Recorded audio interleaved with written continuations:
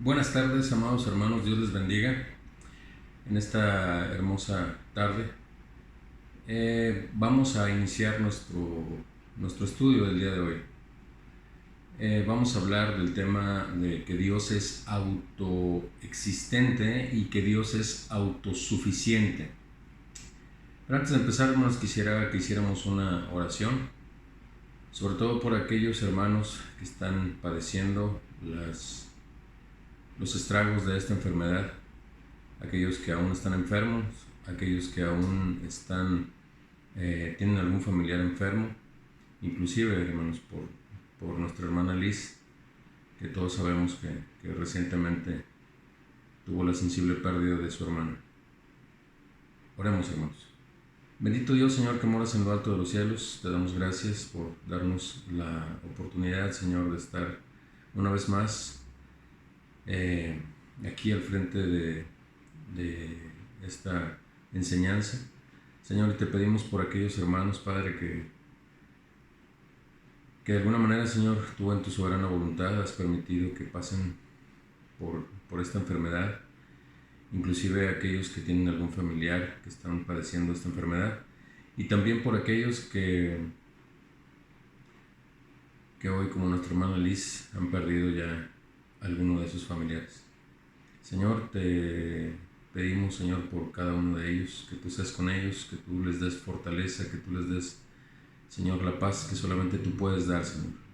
Porque sabemos que todo está en control tuyo, Padre, y aunque nos cueste trabajo entenderlo o aceptarlo o asimilarlo, Señor, sabemos que dependemos de ti, Señor. Te damos gracias, Padre, por darnos la vida, Señor, por poder hasta hoy escudriñar tu palabra, Señor, y tratar de aprender un poco más acerca de ti, Señor. Te damos gracias, te pedimos también por nuestro pastor y su esposa.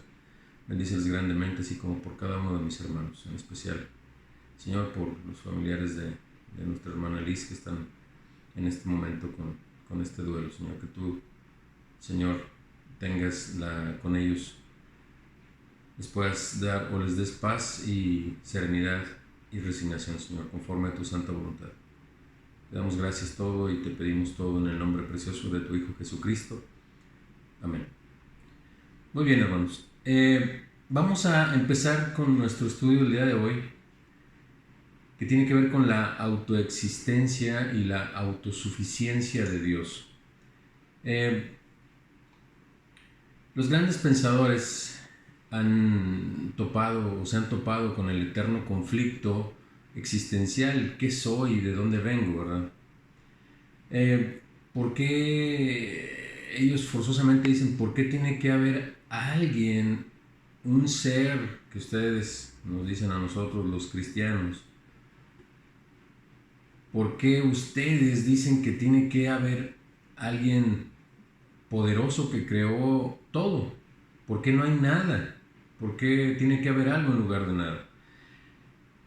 Y tratando de responder esa pregunta, cómo se originó el universo, de dónde venimos, hacia dónde vamos, y ellos queriendo omitir la verdad absoluta que se encuentra en Génesis 1:1, que nos dice: en el principio creó Dios los cielos y la tierra. Queriendo no entender, queriendo no hacer caso de lo que nos dice la palabra de Dios, pasando por alto la autoridad de Dios, dicen que, que algo, que más bien que el origen del universo se debió simplemente a la nada, ¿verdad? Que no hay nada después de la vida, no hay nada después de la tierra, no hay nada después del universo, que simplemente es algo que está puesto por razones de tiempo y razones de, de naturaleza. Y se invierte mucho dinero en la exploración del espacio para entender este origen del universo. Es tanto lo que se invierte que con lo que se envía a Marte una sonda, sobre todo ahorita con la tecnología que está revolucionando este hombre que se está convirtiendo en el nuevo científico, Elon Musk, Ellos, con el costo que se necesita para enviar una sonda a Marte, se podría erradicar el hambre en la Tierra. Imagínense nada más el costo que tiene esto, ¿verdad? Ahora ya están ellos pensando en mandar, en que próximamente va a llegar el hombre a Marte. Ese es el objetivo de este hombre, contemporáneo de nosotros. Y los ateos a menudo dicen que ellos, hasta que no puedan presenciar, comprobar y repetir lo que es Dios, no van a creer en Él. Y los científicos mucho tiempo han creído en la generación espontánea. Los científicos pensaban que el universo era eterno y ahora saben que el universo está cambiando, lo cual quiere decir que el universo tuvo un principio y por tanto va a tener un fin. Ellos explican el origen del universo por medio del Big Bang, el famoso Big Bang, que de pronto y de la nada hubo una explosión, y por el otro lado aceptan también que algo no puede provenir de la nada, entonces ellos mismos se están contradiciendo. Pero si algo causó eso, si algo causó ese Big Bang que ellos dicen, debió ser una causa inmaterial, es decir, que no es compuesto de materia. Debió ser una causa atemporal, es decir, algo que no le afecte el tiempo o infinita. Y esta energía o fuerza necesaria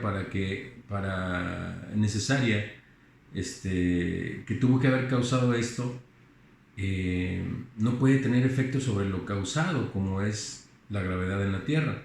Entonces, esta energía o esta fuerza no puede funcionar, hermanos, si no es dentro del universo. Y entonces debió ser una mente maestra y con un poder enorme para poder hacer esto. Y esa mente, obviamente, a esa mente no le afecta el tiempo, ni el espacio, ni la materia.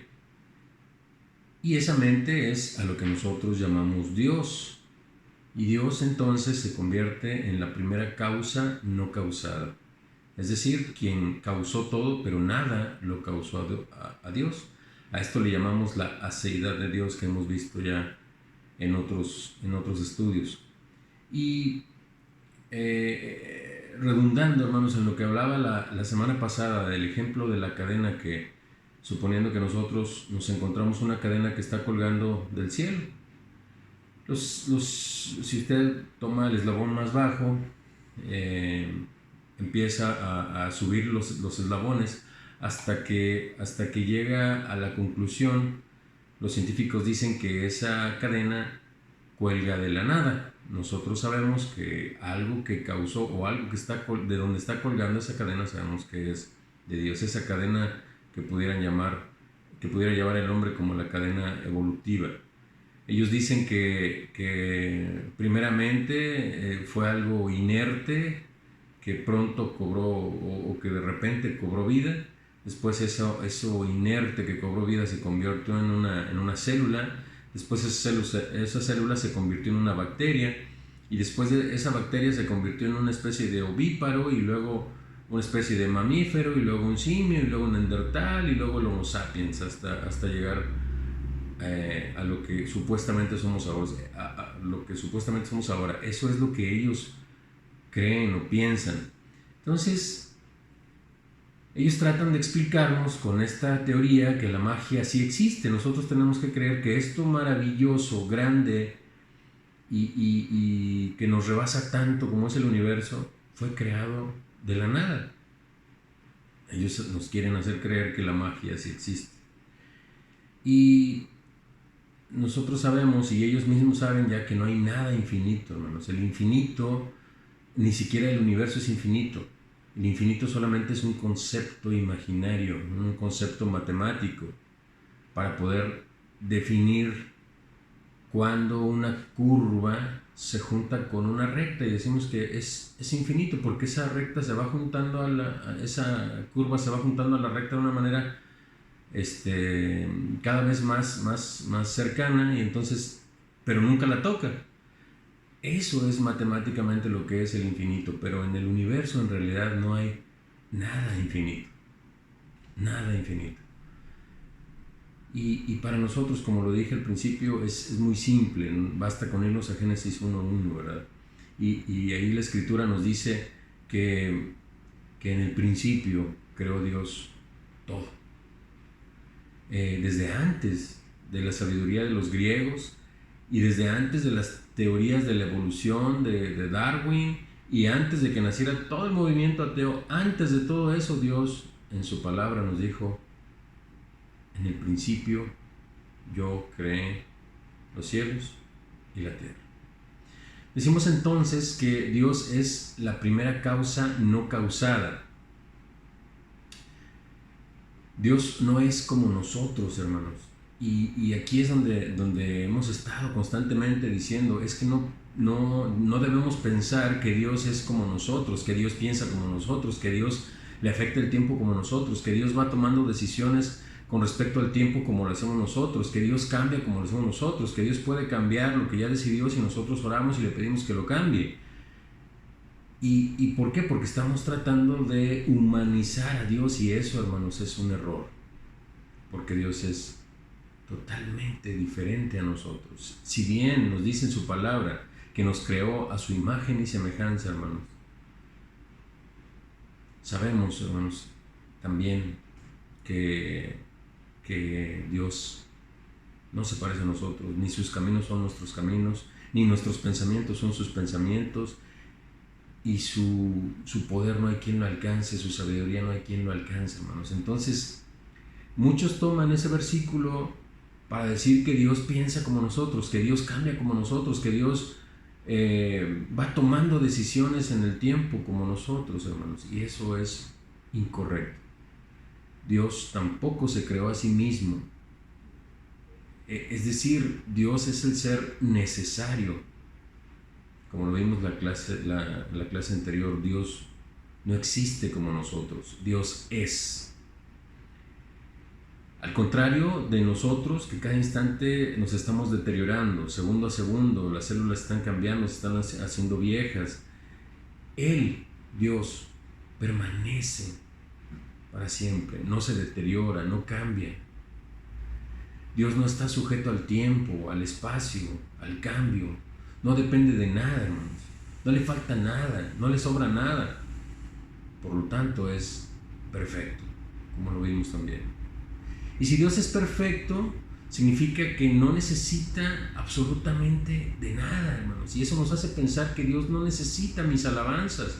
Dios no necesita mis oraciones. Dios no necesita mis lágrimas. Dios no necesita mi dinero. Dios no necesita mi tiempo.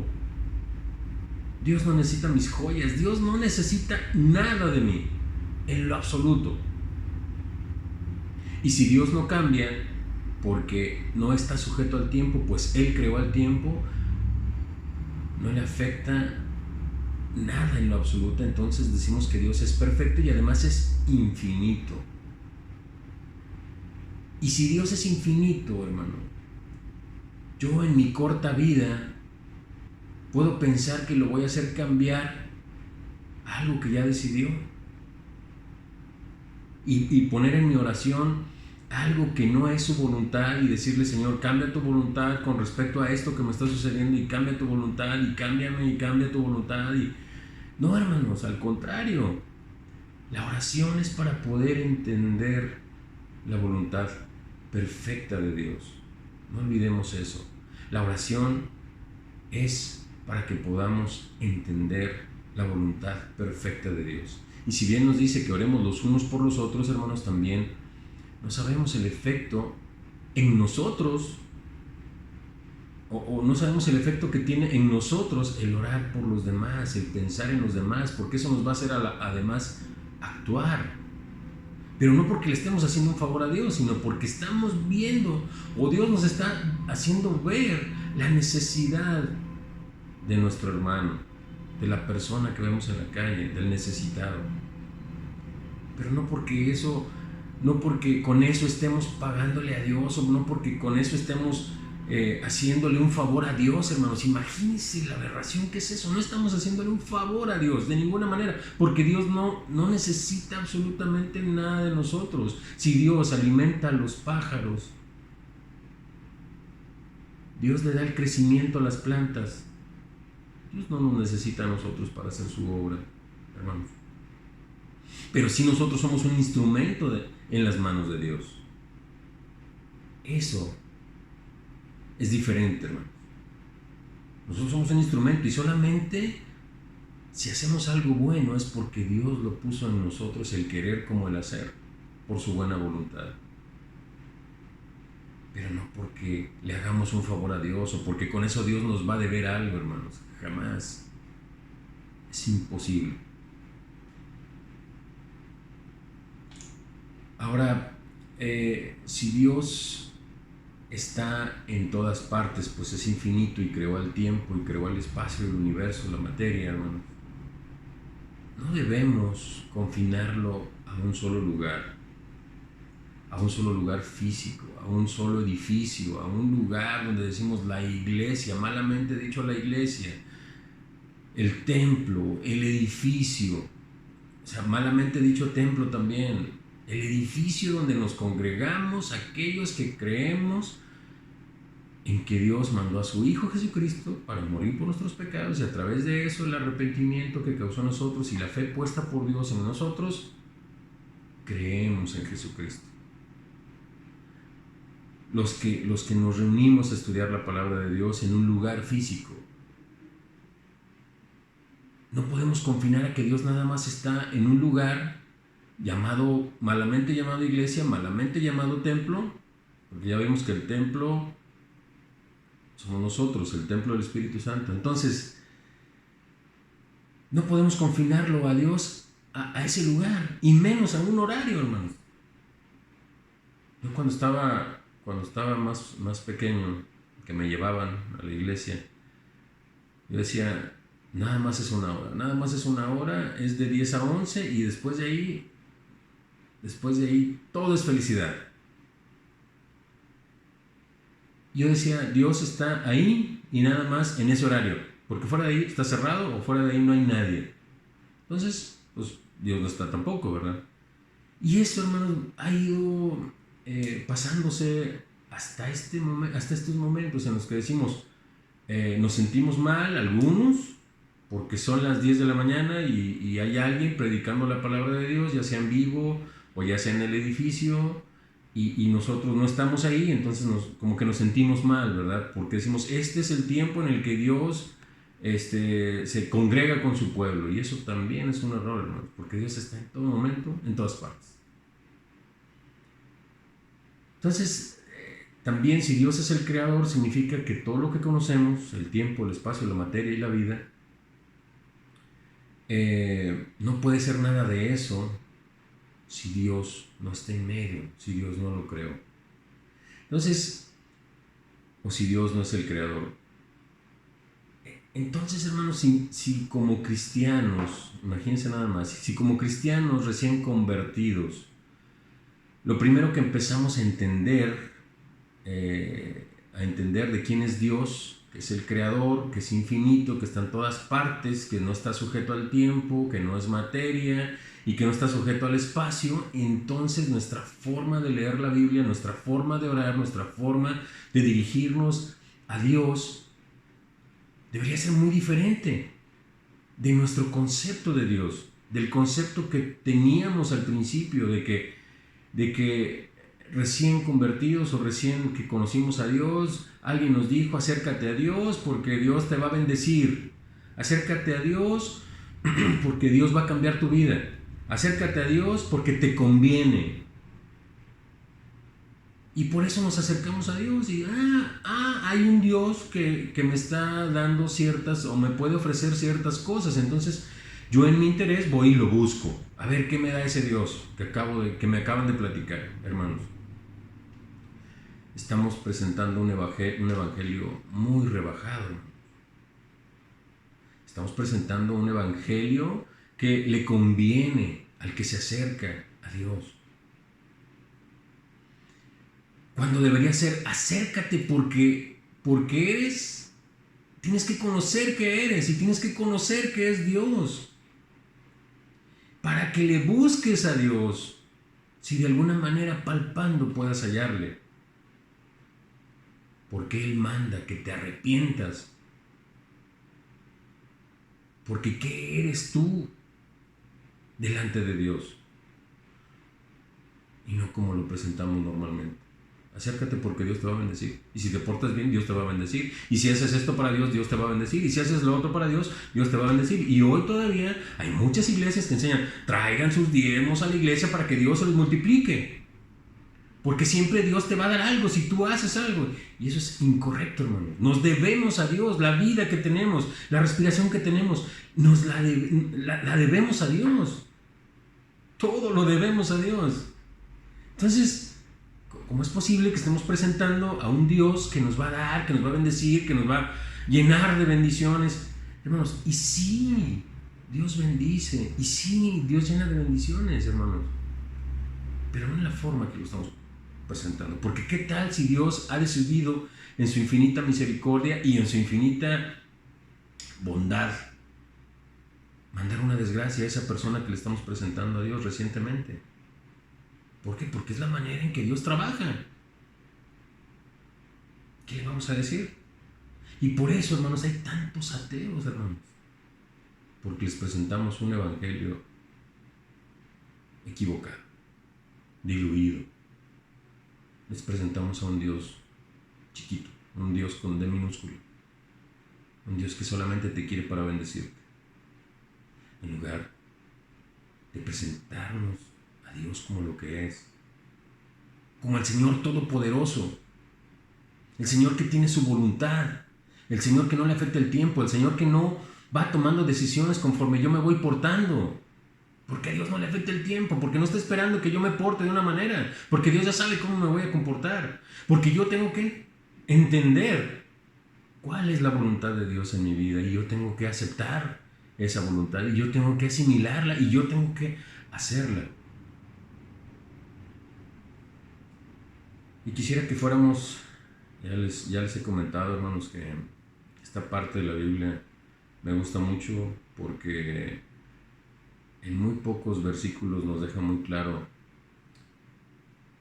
quién es Dios, quiénes somos nosotros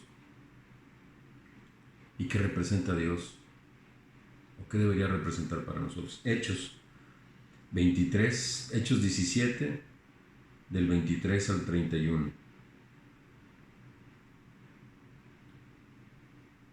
Hechos 17 del 23 al 31 nos dice, entonces Pablo, puesto en pie en medio del Areópago, dijo, varones atenienses, en todo observo que sois muy religiosos, porque pasando y mirando vuestros santuarios, hallé también un altar en el cual estaba la inscripción al Dios no conocido. Al que vosotros adoráis pues sin conocerle, es a quien yo os anuncio. Y empieza el discurso, hermanos, en el 24. Hermoso discurso, hermosa explicación, hermosa manera de presentar correctamente el Evangelio. Y les dice, aquellos que eran idólatras, aquellos que tenían dioses para todo, inclusive tenían un altar al Dios no conocido, por si alguno de los dioses les faltó. Y entonces Pablo se aprovecha de eso y les dice claramente en el 24, el Dios que hizo el mundo y todas las cosas que en él hay, siendo Señor del cielo y de la tierra.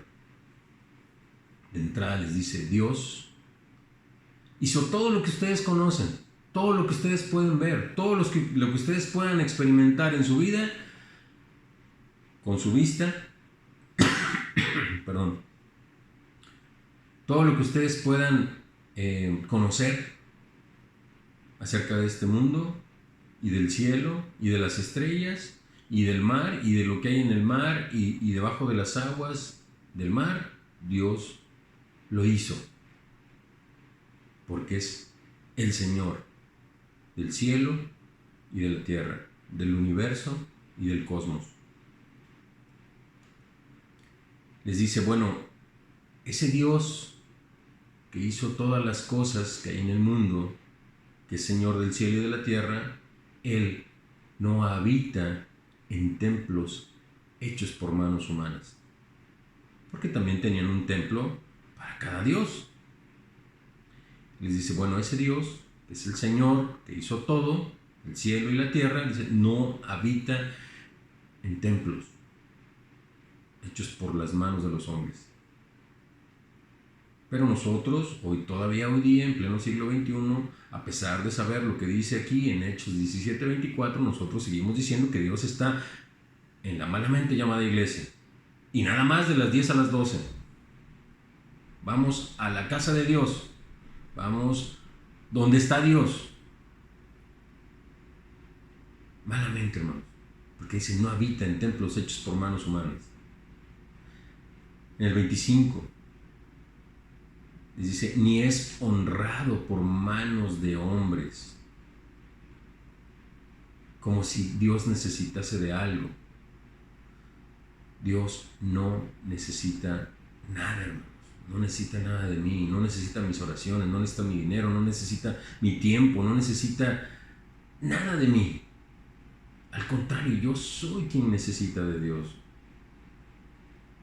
Dice, como si necesitase de algo.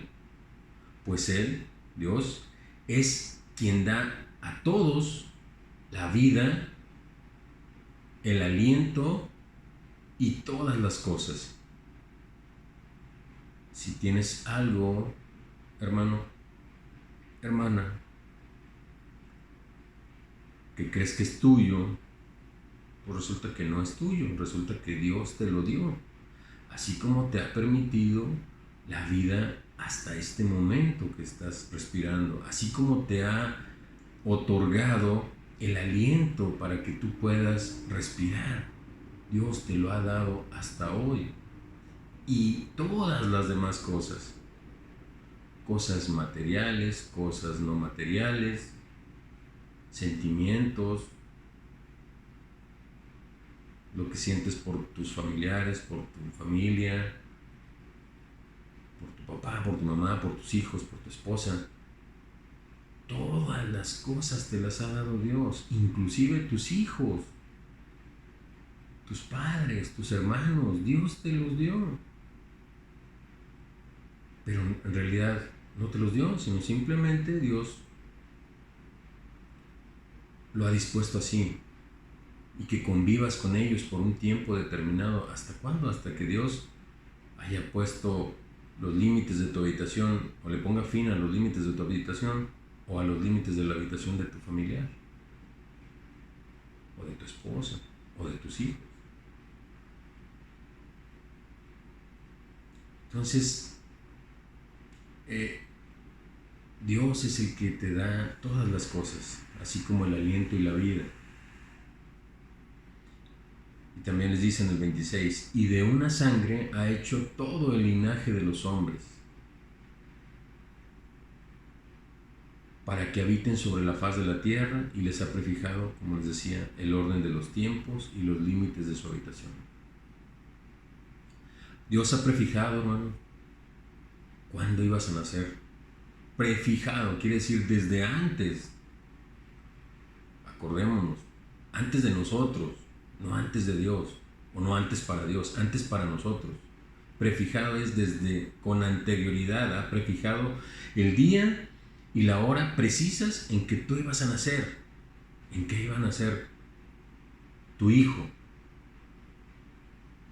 Pero así como ha prefijado el momento en que ibas a nacer tú y el momento en que iba a nacer tu hijo, así mismo ha prefijado el momento en el que tú vas a partir, en el momento en que tu hijo va a partir, en el momento en que tu padre va a partir, el momento en que tu esposa, tu esposo va a partir, tu madre va a partir, tus hijos van a partir. Dios ya lo ha prefijado.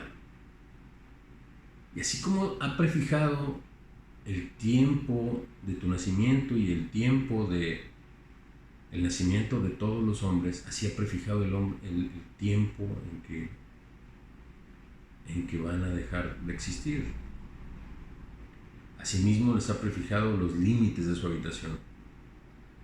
¿Dónde van a vivir? ¿Cómo van a vivir? Si tú, hermano, de repente dices, ay, me hubiera gustado ser gringo, porque allá viven muy bien. Hermano, Dios quiso que nacieras aquí en México. Dios quiso que nacieras aquí en Monterrey. O en donde seas. No quiso que nacieras en México, en Ciudad de México, o en Coahuila. Dios lo definió, hermano. Así como va a definir la manera y la forma en que tú vas a terminar con esta vida.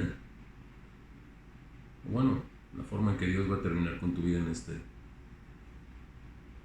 en el tiempo que Él lo ha prefijado. Continúa Pablo en el 27 y les dice, ¿para qué? ¿Para qué hizo de una sangre el linaje de los hombres? Para que busquen a Dios. El propósito del hombre sobre la tierra es buscar a Dios, entender a Dios y conocer a Dios. ¿Para qué? Para poderle dar todo honor y toda gloria. Porque Él es el único digno. Para que busquen a Dios. Si en alguna manera, palpando, puedan hallarle. Y estas palabras, hermanos, nos hablan de todas las formas que el hombre busca acercarse a Dios, y todas las religiones y todas las vertientes y todo lo que hay, que a veces, muchas veces el hombre pone límites y pone diferencias, pero Dios es el mismo. Dice, si de alguna manera, palpando, pueden hallarle, aunque realmente Dios no está lejos de cada uno de nosotros. ¿Por qué? ¿Por qué no está lejos de cada uno de nosotros? Porque en Él tenemos vida, en Él podemos movernos, en Él somos. Por eso es que no está lejos de cada uno de nosotros. Pero dice, para que busquen a Dios.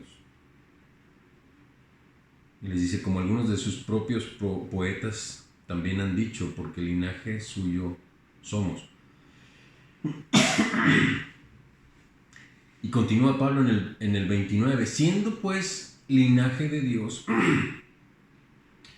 no debemos pensar que la divinidad sea semejante a oro, o esa divinidad de Dios no puede ser semejante a nada que tú conozcas, a nada que tú le des valor, a nada que tú consideres que tiene mucho valor, como el oro, la plata o la piedra o la escultura de arte, ni mucho menos de tu imaginación. Dios no es semejante a nada de lo que tú crees que es valioso. Está muy por encima, no tiene punto de comparación, pues. Veíamos en algunas de las clases anteriores, cuando hablábamos de la perfección de Dios, hablábamos del diamante de los $1,000,000,000. Y veíamos que se pueden construir ¿cuántos edificios? No recuerdo la cantidad, hermanos. Hablábamos de cuántos fraccionamientos se pueden construir con el valor de ese diamante.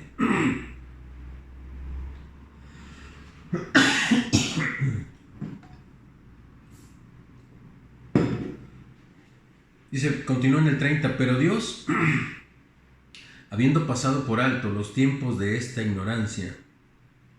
¿Cuál ignorancia? La ignorancia de los hombres, de que ellos creen que la divinidad de Dios es como el oro y que le pueden hacer una estatua de oro, o que es semejante a la plata y pueden hacer una escultura de plata, o que puede ser similar a una escultura de arte, a una figura tallada, o a algo que los hombres creen, habiendo pasado por alto los tiempos de esta ignorancia, ahora manda a todos los hombres en todo lugar una cosa: que se arrepientan. Que se arrepientan.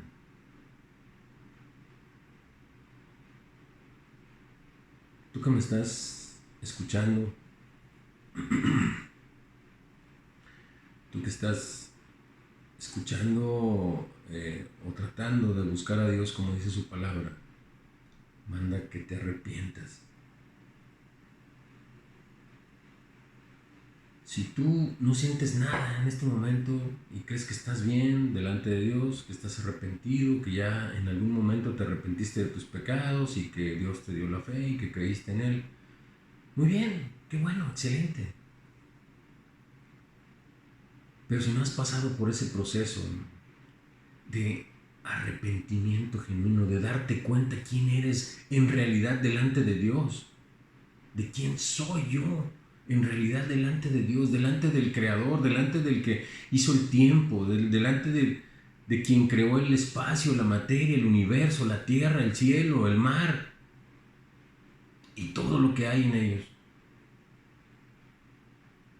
De darme cuenta que quién soy delante de Dios y que por medio de mi pecado estoy alejado de Dios porque Dios es santo. Entonces, te digo a ti hoy que te arrepientas. Y ese arrepentimiento, si no lo sientes, no te preocupes. Quizá Dios más adelante tenga misericordia de ti. Pero si lo estás sintiendo en este momento, es porque Dios produce en ti ese arrepentimiento. Ahora, si realmente sientes lo que eres delante de Dios, si realmente tu pecado te está incomodando delante de Dios y te está haciendo ver lo que eres, te quiero decir a ti que hoy Dios te manda que te arrepientas. ¿Por qué? Porque ha establecido un día en el cual va a juzgar al mundo y nos va a dar a cada uno lo que merecemos, con la justicia perfecta de Dios. Dios no le va a dar un castigo mayor o un castigo menor a quien no lo merezca. Es un justo juicio por aquel a quien Él designó, aquel varón a quien Él designó. Y dio fe a todos levantándole de los muertos, a Jesucristo. Si realmente sientes lo que eres delante de Dios, que estás apartado de Dios por ese pecado que tú has venido cometiendo, que tú has acumulado a lo largo de tantos días o de tantos meses o de tantos años, y realmente sientes lo que eres delante de Dios, Dios en su Hijo Jesucristo nos ha dado una esperanza, la esperanza de saber que el varón perfecto, el Cordero perfecto de Dios, fue sacrificado en una cruz y fue derramada su sangre para que hoy tú puedas decir, por esa sangre, por medio de la fe en esa sangre preciosa del Hijo perfecto de Dios, de Jesucristo, quien no cometió pecado, quien siendo Dios y no estimando el ser igual a Dios, se humilló a sí mismo, haciéndose en forma de hombre, para venir a vivir entre nosotros y a morir por nosotros los pecadores, para que por medio de su sangre, por medio del pago, por medio de la sangre de Jesucristo, se pueda pagar nuestros pecados y nosotros salir justificados ante Dios por medio de Jesucristo.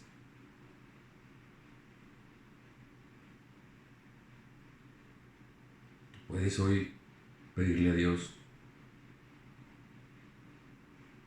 que entiendes ese sacrificio perfecto de Cristo en la cruz, que sabes lo que costó esa sangre en la cruz, que sabes el precio que un día Jesucristo pagó para que tú hoy pudieras ver tu condición delante de Dios y puedas arrepentirte. Como dice aquí en su palabra, arrepentirte. Y entonces ser justificado delante de Dios y poder tener ahora sí acceso a Dios. Y entonces Dios te va a ver como su hijo. Ya no va a ver ese pecado que hay en ti. Ahora va a ver la sangre preciosa de Cristo pagando ese pecado.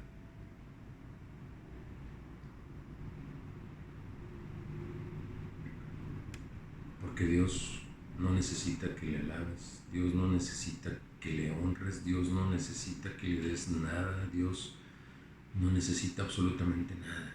Todo lo que Dios nos ha mandado a hacer es para nosotros, hermanos. La alabanza hacia Dios, la oración hacia Dios, la devoción hacia Dios, el respeto hacia Dios, es para nosotros, hermanos. Es el beneficio de nosotros mismos, no porque Dios lo necesite. Nosotros necesitamos alabar a Dios, porque si no alabamos a Dios vamos a alabar otra cosa. Vamos a alabar a un personaje de las películas, o vamos a alabar a un artista, o vamos a alabar a alguien más o a algo más. Pero nosotros necesitamos alabar a Dios. Nosotros necesitamos orar para poder entender la voluntad de Dios en nosotros. Nosotros necesitamos leer. No porque Dios necesita que nosotros leamos su palabra, hermano. No es así. Nosotros somos los que necesitamos leer la palabra de Dios para entender, para que nos dé paz en los momentos difíciles. Para que aunque andemos en valle de sombra y de muerte, no temamos porque vamos a saber que Dios está con nosotros.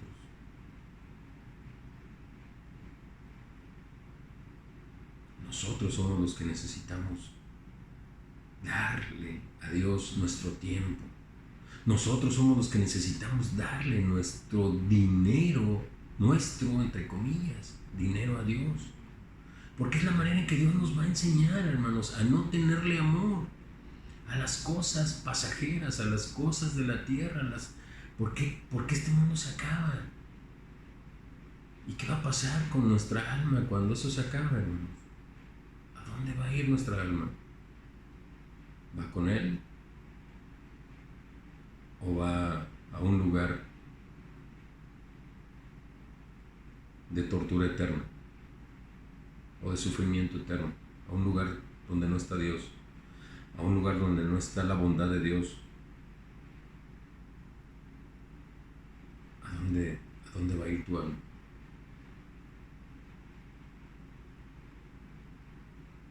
Entonces, hermanos, entendiendo quién es Dios, como Pablo nos lo explica aquí en Hechos 17, entendiendo quién es Dios, entendiendo quiénes somos nosotros, entendiendo que Dios nos da la vida, el aliento y todas las cosas, que en Dios vivimos y nos movemos y somos, que en Dios hay una esperanza por medio de su Hijo, y que solamente Dios puede darnos esa paz que no vamos a encontrar en ningún otro lugar.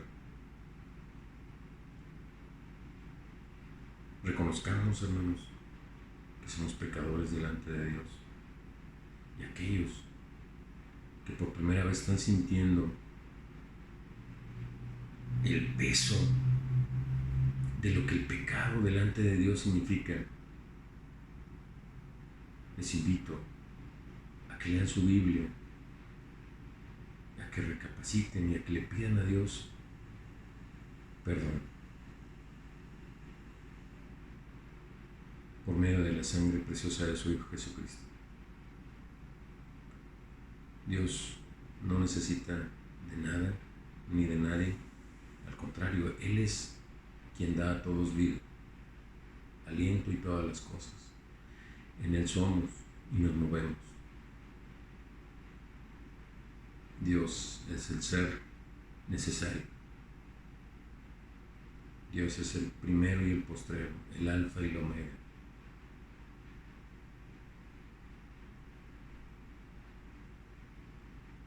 Reconozcamos entonces a Dios como lo que es, hermanos, y no como lo que nosotros pensábamos o como lo que nosotros creíamos que era. Y alabémosle, adorémosle, orémosle y regocijémonos en su palabra, en sus maravillas, en sus bondades, en su gracia, en su amor, en su misericordia. Y recordemos que Él es un Dios justo, que está airado contra el pecado todo el tiempo. Oremos, hermanos. Bendito Dios, Señor, que moras en lo alto de los cielos. Padre, te damos gracias por darnos la bendición, Señor, y la oportunidad de escuchar una vez más, Señor, lo que hizo tu Hijo Jesucristo en la cruz, lo que tú mandas a los hombres. ¿Quién eres, Señor? ¿Quiénes somos nosotros, Padre? Señor, si alguien que vea esto, si alguien que escuche esto, siente en su corazón que hay pecado y que ese pecado lo aleja de ti, y que, Señor, ha llegado el momento en que tú has designado para generar el arrepentimiento en él, Señor. Ten misericordia de él. Tómalo en tus manos, Señor, por medio de tu Hijo Jesucristo, por medio del sacrificio perfecto. Señor, y hazlo hijo tuyo, Señor. Y enséñale quién eres, Padre. Enséñale que eres el Dios Todopoderoso, que hizo todas las cosas perfectas. Enséñale, Señor, quién es Él. Enséñale tu palabra. Señor, y hazlo tu Hijo, Padre. Por Cristo Jesús te pedimos todo por bendición, Señor. Te damos gracias. De igual manera, Señor, te pedimos por cada uno de mis hermanos, Señor, que tú conoces la situación que cada uno de ellos está enfrentando, así como mi hermana Liz, Señor, sé con ella en estos momentos, Padre. Conforme a tu santa voluntad, por tu Hijo Jesucristo, te pedimos todo por bendición. Amén y amén. Dios les bendiga, hermanos.